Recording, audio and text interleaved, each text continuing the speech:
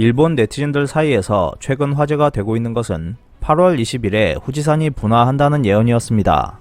일부 네티즌들은 아무 일도 일어나지 않을 것이라고 주장하고 있지만 지질 전문가들은 이에 대해 심각하게 받아들이고 있는 모습입니다. 일본 최대 활화산인 후지산에서 화산 폭발 징후가 예전보다 10배나 증가했기 때문입니다. 피커TV에서 자세한 내용 전해드리겠습니다. 최근 들어 일본에서 폭우로 인해 토사재해를 비롯한 자연재해가 잇따르고 있습니다. 그런 가운데 새로운 자연재해 리스크로 부상하고 있는 것이 후지산 분화입니다. 20여 년 전부터 후지산 분화의 전조로 여겨지는 저주파 지진이 끊임없이 발생하고 있는 것 때문에 화산 전문가들 사이에서 위기감이 커지고 있습니다. 이 때문에 2000년경부터 일본의 많은 미디어에서는 후지산 분화 가능성을 거론하는 횟수가 늘고 있습니다.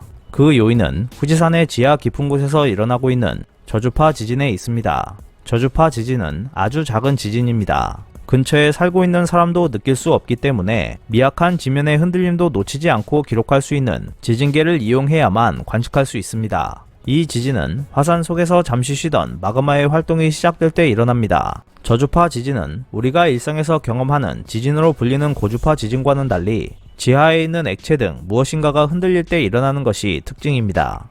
그리고 후지산에서는 이 저주파 지진이 산 정상으로부터 지하 15km 정도 위치해 있는 마그마 웅덩이 상부에서 때때로 발생하고 있습니다. 후지산에서 이 저주파 지진이 일어나면 화산 연구자들이 가장 먼저 생각하는 것은 이것이 마그마의 움직임과 관련돼 있다면 앞으로 분화로 이어질지도 모른다는 것이었습니다. 그렇기 때문에 전문가들은 저주파 지진이 관측되었을 때 순간적으로 긴장하게 되는 것입니다. 추가적으로 말하면 후지산에서 일어나는 저주파 지진은 후지산 분화 예측 때 가장 먼저 활용되는 것이기도 합니다. 그래서 저주파 지진은 이른바 폭발 전조 증상이라고 할 수 있습니다. 현재 후지산의 지하 약 20km에는 고온 마그마로 가득한 마그마 웅덩이가 있습니다. 여기에는 약 1000도에 달궈진 액체 마그마가 대량으로 존재합니다. 그것이 지표면까지 올라오면 분화가 시작됩니다. 이 폭발의 전조 현상으로 가장 먼저 일어나는 것이 앞서 소개한 저주파 지진입니다. 그리고 저주파 지진 이후 만일 내부에 있던 마그마가 상승해 올라올 경우 화산 통로인 화도의 중간이 흔들리면서 다시 지진이 일어납니다. 이 지진은 사람이 느낄 수 있는 흔들리는 지진이며 안반이 깨지는 고주파 지진이기도 합니다. 또한 지진이 일어나는 깊이는 마그마의 상승에 따라 점차 얕아지기 때문에 어느 깊이로 지진이 일어났는지에 따라 마그마가 어디까지 올라왔는지 알 수 있습니다. 그 후 한층 더 분화가 가까워지면 화산성 미동이라고 하는 미세한 흔들림이 발생합니다. 이 흔들림이야말로 마그마가 지표에 분출해 분화 준비 상태가 된 신호라고 할 수 있습니다. 덧붙여서 2014년에 일어난 온타케산 분화에서는 최초의 폭발이 일어나기 10분 정도 전에 화산성 미동이 기록되었습니다. 온타케산과 같은 활화산에서는 분화 전에 지하에서 일어나는 전조를 포착하여 재해를 최소한으로 막는 방책이 취해지고 있습니다. 그러나 산이 부풀어 오르는 등 지각 변동은 관측되지 않기 때문에 분화 직전에 일어나는 화산성 미동이 시작됐다는 것은 화산 폭발까지 불과 11분밖에 남지 않았다는 것을 의미합니다. 온타케 산에서 화산 폭발이 있었을 당시에는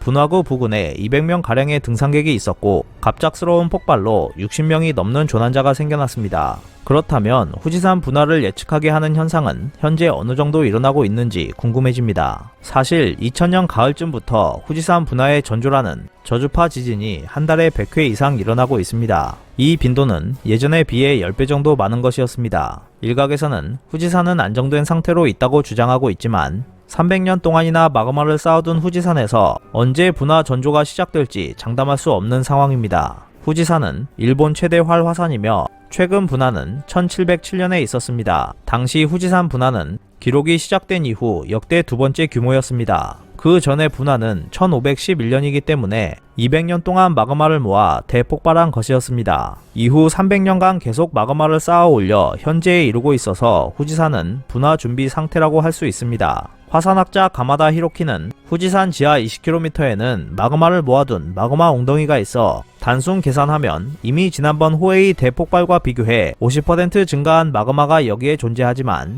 2011년 동일본 대지진의 영향으로 더욱 분화하기 쉬운 상태가 되어 있다고 말했습니다. 동일본 대지진으로 일본 열도는 동서 방향으로 5m나 늘어났기 때문에 마그마 바로 위에 안반도 당겨져 스트레스를 받고 있는 상태라고 했습니다. 가마다 히로키는 지금까지 마그마에 가해지던 압력이 줄었다. 원래 마그마 속에는 무게 비율로 따지면 5% 정도의 수분이 들어있고 고압 아래 녹아있다. 그것의 압력이 감소하게 되면 녹아있던 수분이 기포로 바뀌면서 부피는 1000배 이상으로 팽창하게 되고 그 힘으로 마그마 위의 안반을 뚫고 폭발에 이르게 된다라고 말했습니다. 이에 더해 후지산 분화는 주기 100년에 일어나는 남해 트로프 지진과 밀접한 관련이 있으며 이 지진은 2030년 안에 확실하게 일어날 것이라고 가마다는 말했습니다.